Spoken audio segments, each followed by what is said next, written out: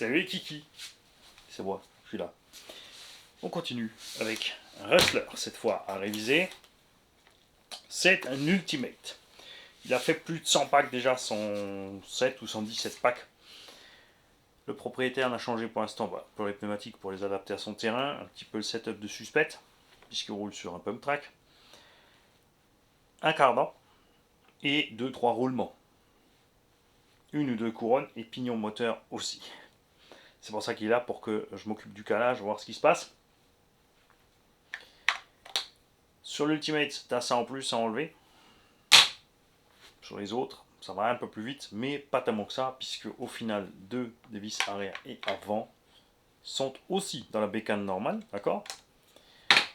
Une petite vis pour le cache transmis ici. Lui, il avait déjà enlevé le moteur pour sortir son pignon qui était HS.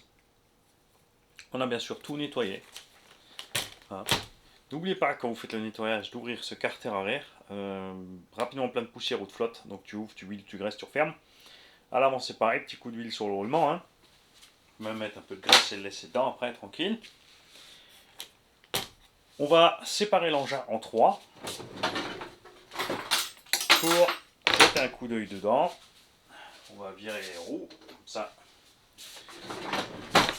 Tu vois, tu verras mieux.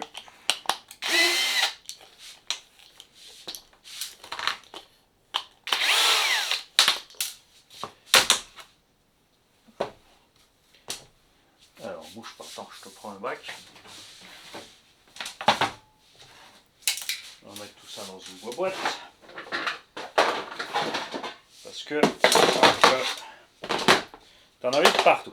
Avec le temps aussi, c'est user le skid plate avant. Donc ce qu'on va faire nous, c'est couper ici en dessous à la disqueuse, laisser le pare-choc devant comme sur le XRT. Et on va mettre un patin RPM à la place en bas qui est beaucoup plus résistant que celui d'origine. Comme ça, il aura le loisir d'aller ronger celui-là.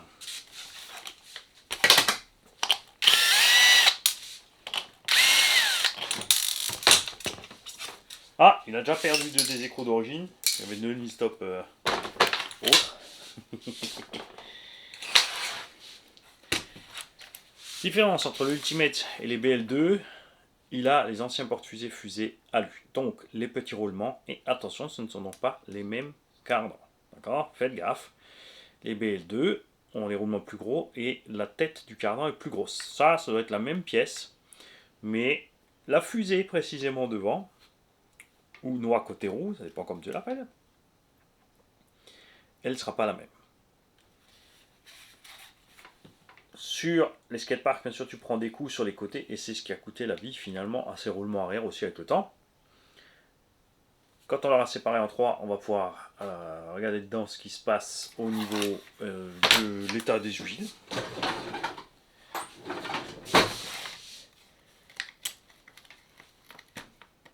C'est un pump track pas trop gros. Donc évidemment, tu fais des packs qui ont une bonne durée là-dessus. Et tu bouffes pas trop sur la méca. Les vis par contre, elles, surtout à l'avant là, il y a quelque chose au fond de la vis. Il y a un truc qui s'est mis dedans carrément.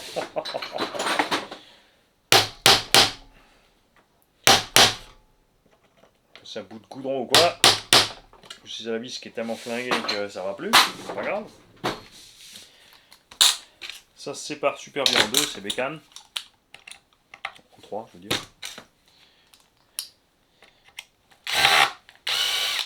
Là, je sais toutes les vis.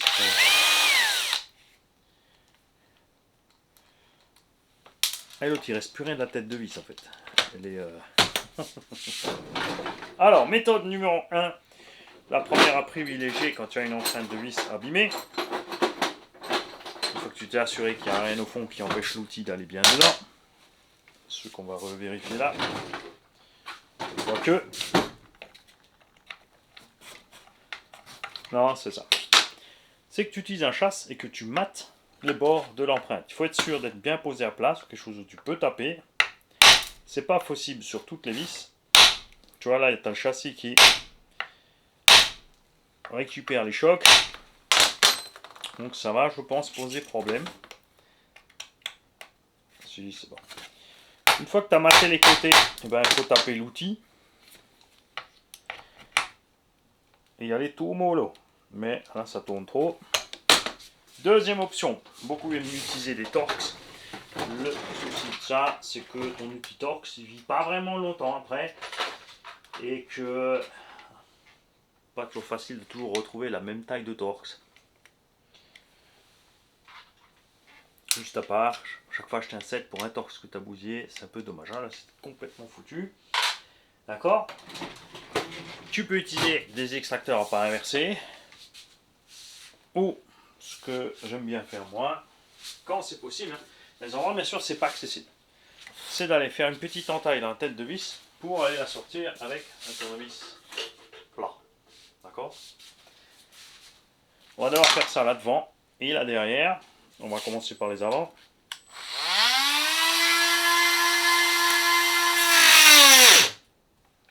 Ah, bah oui, évidemment, fallait que la batterie soit vide. T'attendais à quoi?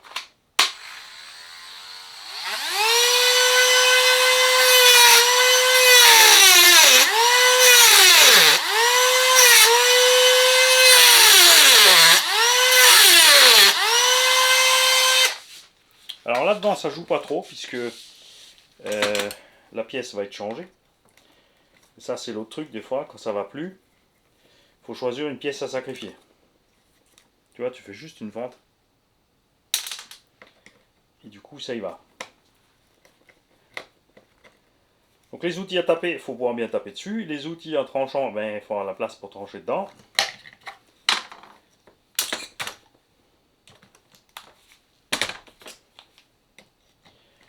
Alors ça, il n'y a pas besoin de les sortir. Ah la vache, elles sont poncées de chez Poncé, mon Greg.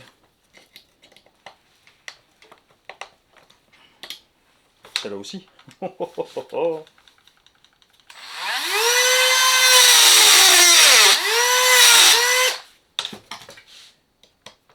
sont tellement usés en fait qu'on est au fond de l'empreinte, mais c'est la tête de la vis. Alors ça, normalement, comme dit, il n'y a pas besoin de l'enlever pour séparer en 3. C'est juste parce qu'on est déjà en train de disquer. Ah bah celle-là aussi, ça va être... Ouh.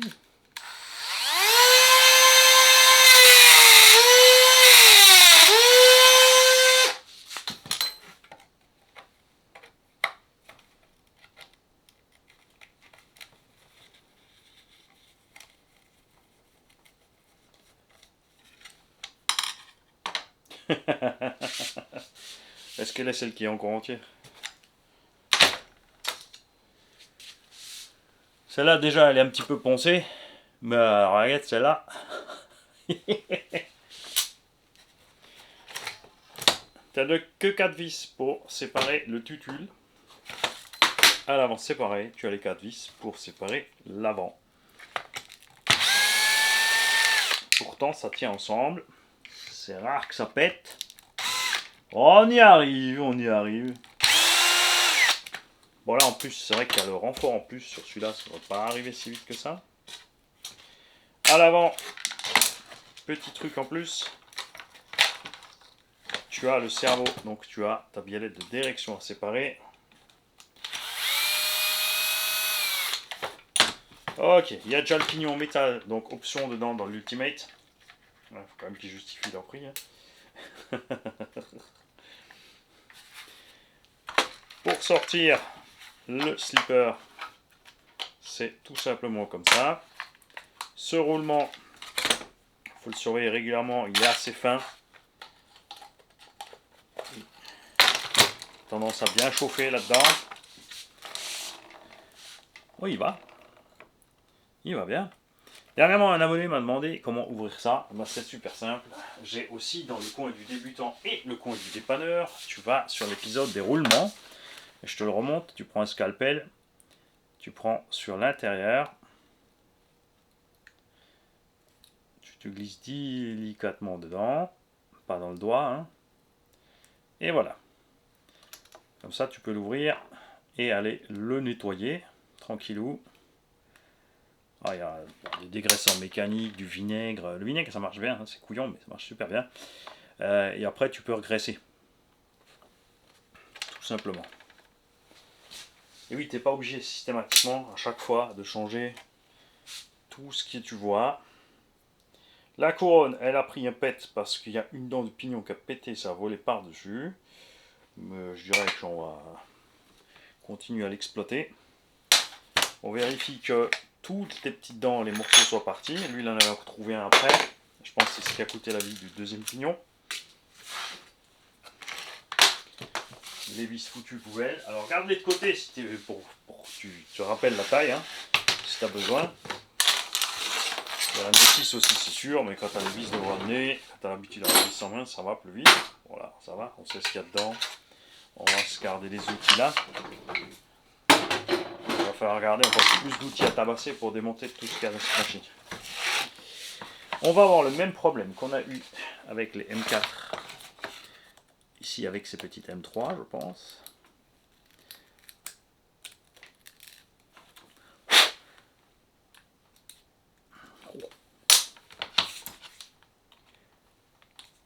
Il ne reste plus rien de la vis. Laisse tomber.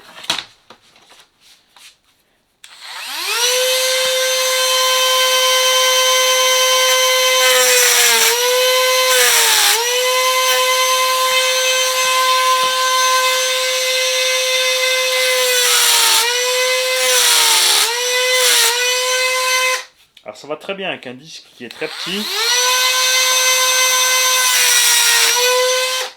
Tu laisses ta tête loin des étincelles qui peut gicler toujours. Puisque plus le disque est petit, moins tu vas amocher la matière autour. Hein. Là, ça va, c'est tout des petites pièces plastiques qui sont interchangeables. Là je pense sur le coup d'ailleurs, enfin je crois que ça n'existe pas pour Slash. S'ils font des petits skids en inox. Et encore il faudrait que la partie fraisée soit plus haute pour éviter que la vis se fasse bouffer la tête.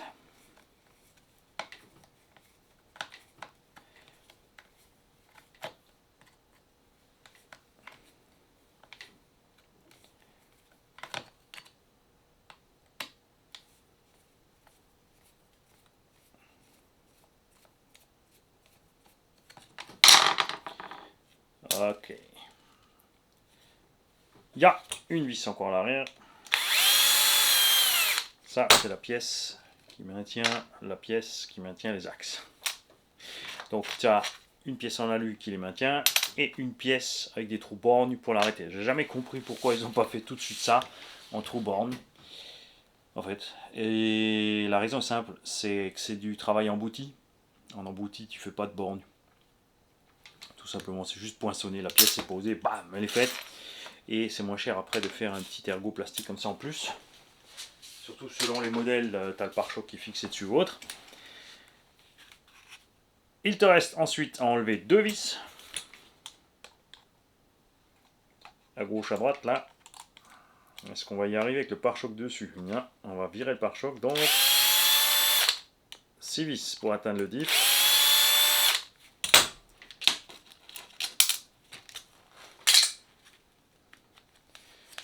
On vire ça.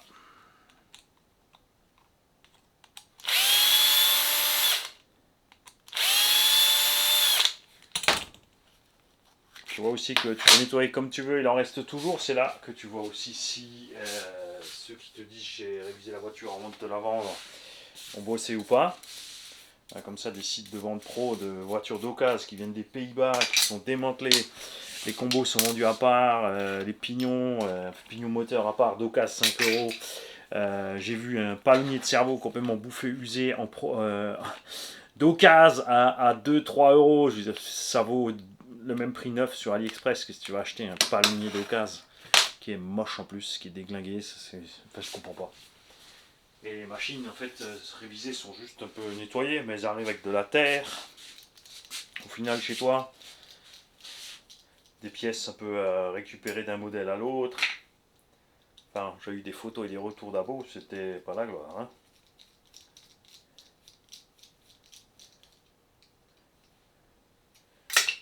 Alors, comme tu peux voir, c'est bien crade à l'intérieur. Au bout d'une centaine de packs, ça n'a pas été ouvert. Hein. Tu vois aussi que l'eau est rentrée,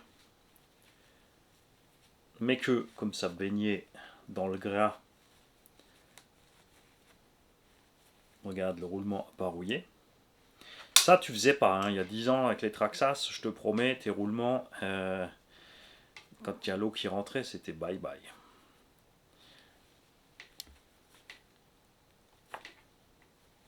Alors, ben, il est bon. Celui-là, de toute façon, c'est un 16 par 8 par 5. Ah, mais il est quand même secoué. Hein. Il gratouille. Hein. Il gratouille. On va partir sur un kit de roulement, je pense. 117 packs, ce sera pas du luxe. Regarde, elles sont là, les dents. Regarde, les dents du pignon sont là. Hop. Et ce qu'on voit à l'intérieur, c'est l'état du diff. Enfin, elle était roulé en 3S, hein.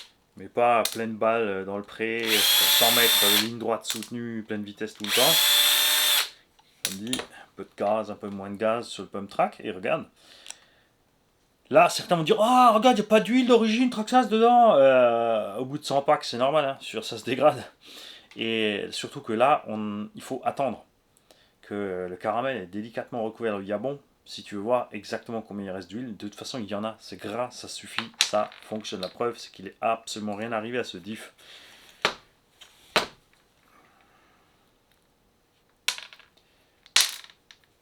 Ce qui est fou, c'est que là, on est dans le plastoc.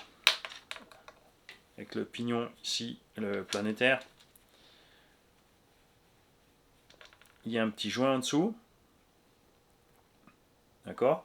Comme sur les gros diff Traxxas, c'est exactement le même système. Sauf qu'il n'y a pas la petite rondelle, méfiez-vous. Et comme dit, on est ici dans le plastoc. Pourquoi est-ce que ce roulement va mieux que le gros? Pourquoi ils ont mis un gros de ce côté? Parce que avec le couple conique, la pression pousse ici. Donc ce roulement est toujours en pression alors que celui-là ne subit quasi aucun stress. C'est pour ça qu'ils ont mis un plus petit ici, parce que c'est moins cher, moins de fourniture. Même si ça fait deux tailles différentes à stocker. Et un moule à faire différemment. Ça a l'avantage que l'utilisateur ne peut pas se tromper de sens de diff.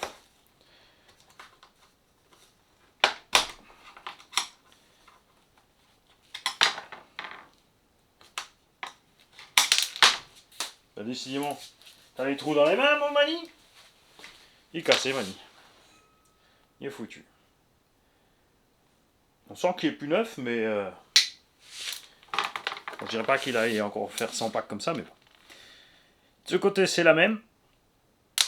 Et vous avez ici le joint, donc il y a une forme spécifique avec le carter Traxxas qui évite qu'on ait, tu vois, même quand les vis sont pas dedans, on n'a pas d'effet de cisaillement sur les vis parce qu'on a des ergots qui tiennent les uns dans les autres. Donc pas de pression à ce moment-là. C'est ce qui dessert beaucoup de diffs sur certaines marques. Les HPI Savage ont ça. C'est que c'est complètement rond sur rond, donc la pression est sur les vis. Donc on travaille ici, tac, tac, tac, tac, et tu commences à les débloquer, à les desserrer, et se déglingue. Là, on a des toutes petites vis et ça tient. Et le joint ne peut pas se faire écraser la tronche, puisqu'on a des butées. Donc tu ne peux pas écraser le joint. La distance dans le diff est toujours la même. C'est pas beau, hein? Mais tu vois qu'elle est crade, mais ça va. Parce que Greg, c'est pas un beau déco. Mani qui roule, ça ressemble pas à la même chose. Hein. Mais Slash, je crois qu'il restait plus rien. Ça en avait. Lui, s'était transformé en charbon. Là aussi, donc, tu peux utiliser des produits d'entretien mécanique, hein, des graissants ou autres, pour enlever les restes. Pourquoi il faut enlever les restes? Parce qu'il y a dans l'huile ici, déjà, elle est brûlée et il y a des résidus de poudre de métaux. C'est ce qui noircit la poudre. C'est ce qui noircit l'huile. Et forcément, quand tu vas mettre l'huile fraîche, tu vas en laisser dedans. Est-ce que c'est grave? Ben en fait non. C'est pas hyper sensible. Fais un simple nettoyage comme ça au chiffon. Hop, tu en mets l'huile. Honnêtement, t'es reparti et tu remarqueras quoi. Cette caisse a déjà 100 packs. Dans 100 packs suivants, ça sera toujours pas usé là-dedans, à ce rythme-là. Ça dépend bien sûr de tout un chacun comment il fonctionne et comment il est sur les gaz. C'est sûr. Une particularité aussi, c'est que le pignon d'attaque est directement dans un seul roulement ici. Aussi très fin, exposé aux saletés qui se traînent sur la couronne centrale, tu vois. Du coup, il devient vite dégueu.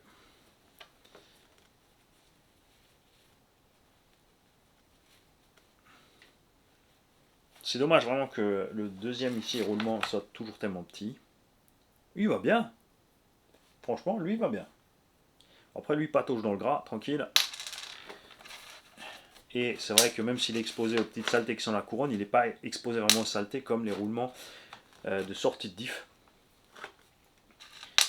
Hein, lui, les éléments ne l'attaquent pas trop. C'est pas mal.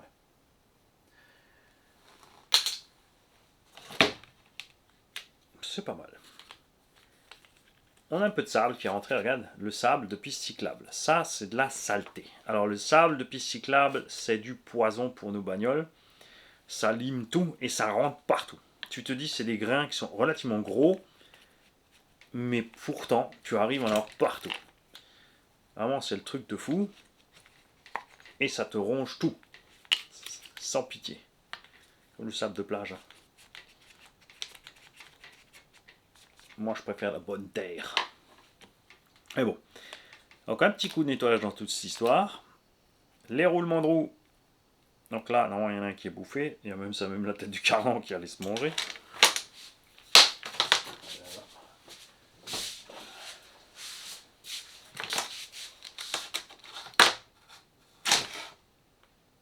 Je te rappelle que ta MKRC, c'est pas la NASA. C'est pas la peine d'en faire trop non plus. Sauf si tu adores ça. Si c'est ton dada.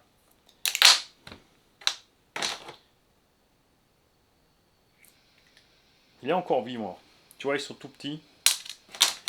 Sur les BL2 et compagnie, ils sont plus gros. Et donc, je le disais, c'est vrai que je me suis égaré dans cette histoire, c'est que les roulements des BL2, sur les BL2, oh, celui-là, il est mort. Oh, celui-là, il gratte. Tu ne peux pas avoir autant de garde-sol que sur ces versions-là, puisque tes pièces plastiques sont plus encombrantes, tes cardans sont plus gros. Là, ça va, parce que le rustler n'est pas globalement haut, mais il faudra voir sur le Stampede. À ce sujet aussi, attention. Il y avait le Hoss. Le Hoss a fait un flop. Le Hoss a fait un flop parce que, alors, ils ont fait un bon choix de moteur dans le Hoss, ce qui était génial. Vraiment, de voir ce moteur de Traxxas Max dans le Hoss. Super idée. Le diff central, super idée.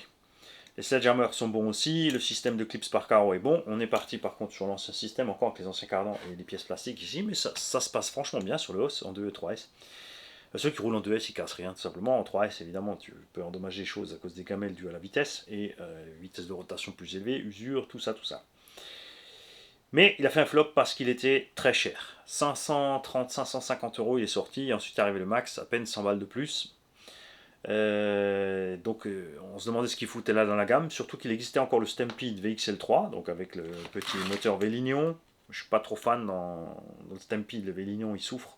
Déjà, le Rustler, tu es obligé de rester sur des très petits pignons. Quand tu mets les roues, ils te disent de mettre tu peux mettre les sledgehammers, mais il faut descendre un pignon de 9. Donc, tu as 3 fois rien dedans engagé. Le moteur il est déjà au max de ce qu'il peut. Ce moteur est sous-dimensionné là-dessous. Le moteur du haut, c'est un peu surdimensionné. Hein. Ils auraient dû faire un nouveau Vélignon VXL3 2005, simplement un 3660. Bref, donc ce 2004, moi je l'adore. Dans ces petits engins-là. Mais le Hoss était hors de prix. Maintenant est sorti le Stampede BL2. Et on ne savait pas trop ce qu'ils allaient faire, puisque Stampede, lui, n'a pas de diff central. Le BL2, bon, c'est arbre en plastique. Vous avez vu que dans le Rustler qu'on a testé, on a roulé l'arbre en plastique en 3S à une Vmax de plus de 85 km/h, machin, pas de problème. C'est assez délirant ce que cet arbre en plastique peut tenir. Et maintenant, ils ont fait un nouveau Stampede VXL3S qui, en fait, est le Hoss. Ils ont juste changé le sticker. Ça s'appelle plus Hoss, ça s'appelle Stampede. Pour récupérer la notoriété du Stampede, parce qu'il est connu depuis longtemps, donc les gens, voilà, le Hoss, ça a floppé, donc maintenant ils partent sur le Stampede. Mais c'est un Hoss. C'est un Hoss, en fait, avec les pièces renforcées BL2S, mais avec le 3S. Donc on a les trains plus costauds. Ce qui fait que le Stampede VXL3 est plus solide qu'un Hoss. On est donc sur une bécane sympa, et le prix est descendu en dessous de 500 euros. Il y a 2-3 trucs comme ça, pseudo-nouveautés. Alors, méfiez-vous chez Traxxas. Hein, des fois, ils font des trucs du neuf avec du vieux. Là, c'est une base éprouvée qui a enfin. ils ont attendu longtemps pour renforcer cette base. Il était temps, vous avez vu, j'étais vraiment très content avec la méca du BL2. Le moteur, pour un débutant, ça suffit large, c'est vrai. Mais tu satures vite. Tu es tout le temps vite à fond avec ce BL2. Ça se ravira les petits, mais après l'upgrade coûte cher puisqu'il faut un combo complet. Donc moi je suis quand même pour des engins que tu peux rouler 2 et 3S, mais qui te livrent en 2S et que tu peux juste foutre une 3S après pour aller un peu plus vite. Le Maverick Quantum 2 Flux est dispo en France à 320 euros. Il peut 2 et 3S. Alors attention, en 3S, c'est pas un missile comme un Traxxas en 3S ou un Arma en 3S. Alors, les Arma 3S, hein, c'est des... Eux, ils ont mis un moteur 3660, ils ont mis l'artillerie lourde là-dedans. C'est vraiment... Ils vont plus vite que les Traxxas sortis de la boîte. Ils vont mieux, parce que le moteur peut mieux. Après, ils sont plus lourds. Les Traxxas là sont aux alentours de 3 kg, les Arma sont aux alentours de 4. Donc rapport poids-puissance, on est un peu kiff-kiff. Ce qui va super bien, bien sûr, c'est le combo du Arma dans les Traxxas. Et le combo du Os ou du Max dans les Arma 3S. A ce sujet, petite parenthèse aussi, Arma, une fois de plus dans les rouges sur les fournitures. Le Vortex déjà arrêté de fabrication, ça plus disponible, ça pas disponible. Tu veux acheter un Arma à l'heure actuelle, bah, t'as pas de choix. T'as pas de choix. Fireteam font plus, Mojave pas dispo en 6S, Mojave 4S, faut les chasser. Les Arma 4S t'en trouvent parce que les gens n'ont pas confiance puisqu'il y a eu des soucis de châssis, même si les V2,5 ont réglé le problème. Mais tu vois, tu as un petit lag de confiance, c'est normal. Et pourtant, le prix est sympa, hein, en Allemagne, 480 euros. Les Arma 4S avec le diff central, je trouve que c'est cool, puisque c'est le prix d'un Os ou d'un Stampede. Tu vois un peu. Et c'est pas beaucoup plus cher non plus que les derniers Vortex en 3S sont sortis. Enfin, quand il était sorti, il était à 430-440 euros. Et là, on est à 480 pour le 4S. Tu vois.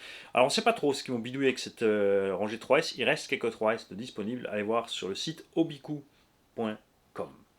Il reste un ou deux Vortex, je crois, et du Arma Nero 3S. Big Rock 3S. Un des deux. De toute façon, tu vas pas te tromper. Hein. Tu verras bien. Il y en a qu'un. Ouais, Arma, tu veux un Creton XB6S, pas disponible pour l'instant. Tu veux si, pas disponible. Tu veux un 5ème, pas disponible. Pas disponible, pas disponible, pas disponible. On en est au point où il y a des boutiques qui ont arrêté de travailler avec Horizon B en France, avec d'autres marques aussi. Hein. Il y a des marques qui ont arrêté de travailler avec parce que les gars, hein, je les ai eu au téléphone, il n'y en a pas qu'un.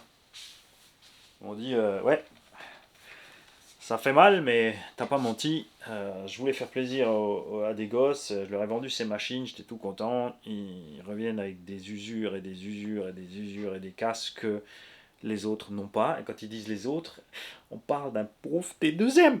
BSD Racing, FS Racing, FTX, la série 2, 3S, là, Shorkers, Monster et Petit Engin à cage. Ça s'en sort pas plus mal. La différence, c'est le prix. Et le prix des pièces surtout, hein, le prix des pièces qui est très cher chez certaines marques, c'est du délire. Arma aussi, ils sont partis ça va plus. Diff complet métal Arma pour la série 4S, c'est 70 balles. Prix catalogue, c'est le prix, c'est plus cher qu'un diff de X-Max complet. Le diff plastique, tu le trouves à 50 balles et des brouettes complets. Enfin, c'est trop cher. C'est trop cher. Horizon B est en train de bousiller Arma. Ils n'ont pas besoin d'être aussi qualitatifs que Traxxas. Ce qui était bien avec Arma, c'est que c'était pas cher et les pièces n'étaient pas chères. Et que tu trouvais des pièces partout, facilement disponibles. Et maintenant, tu es obligé de te rabattre sur AliExpress et de prendre des pièces des fournisseurs asiatiques parce que les pièces alu sont doucement moins chères que les pièces plastiques à Arma. Ça devient n'importe quoi. Les diffs complets aussi ils sont moins chers chez les Asiates que les diffs standards chez Arma. C'est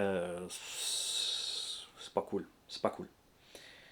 Je suis content en tout cas qu'il y a une amélioration chez Traxxas sur les cardans, même si on a encore 2-3 petites casses. Les cardans Arma aussi sont toujours encore plus solides. Là où j'ai pas eu de soucis, contre toute attente, c'est le Timasso. Le petit Timasso, là, lui, il grimpait aussi en prix. Il était sorti à 320 au départ, maintenant il est à 380 par là. Ce petit Timasso a des cardans plus petits que ça et il lâche pas. Le KDM Successor 10, les cardans, eh ben, pas de problème avec. Il existe des options pour le KDM Successor 10 qui sont montable dans les premiers Rustlers et les Rustlers Ultimate. D'accord? Attention, à partir de BL2 et les nouveaux VXL3 avec les gros moyeux, tu ne peux plus les installer, c'est plus pareil. Ou alors, il faudra que tu prennes un roulement exprès d'une nouvelle taille, c'est-à-dire que tu prends la taille extérieure de ton roulement, la largeur et le diamètre de ton cardan option. Si tu trouves un roulement de cette taille. Tu ne trouves pas forcément toujours tout et n'importe quoi en roulement. Donc voilà.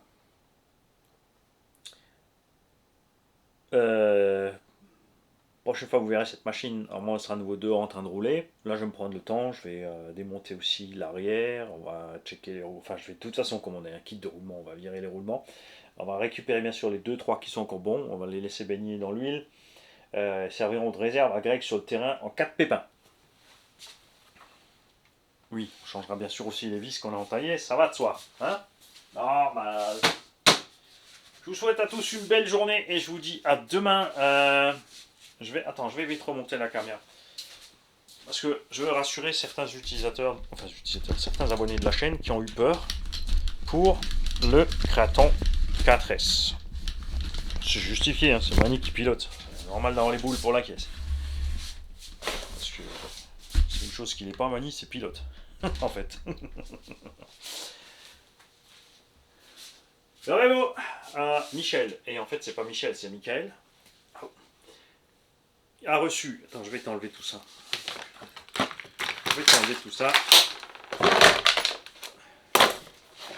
J'aurai le temps.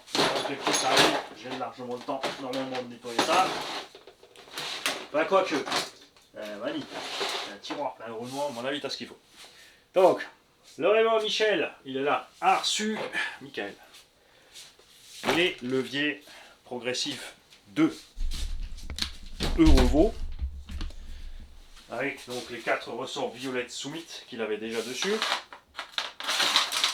Et résultat, tu vois, on est mieux. On lui a collé un pignon de 18 ou de 19 sur la couronne de 54. Je décalais le moteur dans le support. Oui, c'est faisable. Il y a assez de trous dans le support pour pouvoir décaler le moteur. L'essai, on l'avait effectué avec un pignon de 13. C'était peut-être un poil mou. On a un moteur 2000 kV. Hein. Moi, j'ai le 2250 en 16 ou 1754. Donc, c'est sûr que ça envoie un peu du bois. Donc, on devrait avoir les mêmes conditions. Surtout que là, attention, certains vont dire ah ouais, mais bon, ça fait plus. Mais mon Eurovo a les mâcheurs dessus. Là, on a des roues un peu plus petites, plus légères, qui ballonnent moins. Celle du HNR Mars 6S. J'ai reçu le triangle du sledge, donc on a remonté le sledge. Le Kraton 4S, il est bien là, regarde. Donc en 6S, je te rappelle, avec un Quick Run et un BMX 2050. Ouais. On lui a changé son aileron. J'ai installé les portes fusées arrière alu carbone. Donc, chinois, moins cher que les pièces d'origine. Ah bah non, je rigole. Bonne surprise, quand j'ai regardé le prix des pièces de ce Arma là, les fusées arrière sont, je crois, seulement à 10-12 euros la paire. Donc ça allait. Mais j'ai pas payé plus cher pour la version alu et j'ai attendu un moment de les avoir. Par contre, il y a eu un couac avec la première commande, donc ils me les ont renvoyés. On n'a toujours pas encore refait les pièces du Kakapit, elles sont en route, ça va prendre du temps, ça vient par bateau. À un moment, ça serait bien, Mani, oui, que tu refasses un petit rectangle d'alu et que tu te refasses un peu mieux. On va changer le système. Au lieu de se visser dans l'alu, je vais traverser écrou et nil stop et on va monter un peu le perçage pour le bras supérieur, on va le monter tout simplement. Le Renault, bah lui va bien. XRT, j'ai fait un triangle, j'ai pas encore changé. Lui, pour tester, a reçu, comme il a le moteur surpasse, on a mis le Vario surpasse. Donc c'est un moteur 4985. On avait essayé ce moteur sur un Max 8 Hobby-Wing. Le Max 8 n'a pas aimé, hein, il n'a pas encaissé. Normalement, par contre, chez Surpasse, ça doit fonctionner avec le Vario surpasse, qui fait aussi que 150 ampères ou 160. J'ai mis le Vario surpasse. On a là, ici, une Radio Link, et ça c'est un point très important avec ces Vario surpasse. Vous avez vu sur la radio Traxxas, on a réussi à faire le neutre, machin, les butées, ça allait mieux que quand on l'a sorti de la boîte, parce que ça marchait automatiquement, mais on n'était pas dans les bonnes plages. Il y a certaines radios comme la Spectrum où ça allait pas du tout. Avec la Radio Link, j'ai branché le Vario, les butées, nickel. Les gaz arrivent bien au fond de gaz, et après tu as ton petit punch du turbo, tout va bien. Et ça gère sans problème le moteur surpasse 6 pôles. Tu me diras, heureusement, puisque tu as fait un moteur 6 pôles, heureusement que le Vario est prévu comme ça. Alors pourquoi des fois certains Vario et certains moteurs ne s'entendent pas? C'est à cause de la fréquence utilisée par le constructeur. Il y a de plus en plus de Vario maintenant où tu peux commencer à changer toi-même ta fréquence, donc le PWM, pour bien fonctionner avec différents moteurs. Le problème, c'est que tu es obligé de faire ça à tâtons. D'accord? Il y a des pros comme Marc Domayer, Schwabentech, qui maîtrisent la situation. L'autre, il va à l'oscilloscope, il te trouve la fréquence du moteur, il règle ça sur le Vario, et c'est pour ça que je vous envoie là-bas tous les fans de grosses bagnoles qui veulent des gros setups. Tu peux pas faire des grosses bagnoles avec des gros setups pas chers. Hein. À un moment, tu dépenses, tu claques. C'est comme ça, et à ce compte-là, autant avoir du travail. D'accord? Le Logi 5, on a changé la pièce et on a donc une coupelle d'amortisseur qui est un carter arrière de moteur 1/8. Ça va nickel. Ça va sur la chape, le ressort un petit rebord où les pris dessus, j'ai rien, c'est super. Je vais faire les cartes comme ça. Le MTX est prêt à sortir, le Savage est prêt à sortir toujours avec sa boîte d'origine. On va encore faire peut-être un run ou deux comme ça, full origine. Quoique non, ce serait tous les chocs qui prend ce pauvre pignon. Installe la boîte, mamie. Installe la boîte, sors avec la boîte. Hein? On attend la pièce pour le Kagama, une petite loupée à la commande. J'ai commandé, mais ça n'a pas été enregistré, pas très grave. Les jeux sont en cours, n'oubliez pas, tous les mois, 1 à 2 bagnoles à gagner en tombola. Si tu ne sais pas comment ça marche, tu vas voir les vidéos du début du mois ou la playlist tombola. Je rappelle à tout le monde qu'il y a plein de playlists. Il y a Rafouille qui a passé des heures à les faire et à trier, à rassembler les choses. On a un coin du débutant, on a un coin du dépanneur surtout. Ça c'est très important. Là je suis en train de mettre un peu à jour les coins du débutant. J'y ajoute les vidéos qui s'appellent débutant RC. Comme ça il y a tout qui est au même endroit. Il y a des playlists par marque, par type de véhicule, fouillez un petit peu, renseignez-vous, on a plein de choses. Il y a 10 000 vidéos, il y a de l'unbox, mais ça représente peut-être 20% des vidéos, 30%. Pourquoi? Parce que pourquoi on a beaucoup d'unbox? Parce qu'on a des gens qui nous envoient du matériel, quand on commande du matos pour réparer, les gens veulent voir, les gens aiment ça. Moi je suis pas un fan de l'unbox non plus, mais les gens aiment, donc j'en fais. Moi ce que je préfère c'est rouler, donc tu as 2 runs par jour. J'aime partager, donc tu as les vidéos du goûter pour partager les autres chaînes, les clubs, les boutiques, les machins. Mais bon, les clubs, les boutiques, les machins, eh ben, ils se bougent pas. Et vous les abonnés non plus. Parce que vous achetez bien votre matos quelque part. Est-ce que vous allez une fois réussir à me prendre votre téléphone quand vous allez faire vos courses RC et me faire un tour de la boutique où vous faites vos achats? Que les pros ils le fassent pas parce que bon c'est des pros et nous on est voilà, je suis le guignol du fond de la cave. Ça me va bien, ça me va très bien ce titre. L'analphabète illettré au fond de sa cave.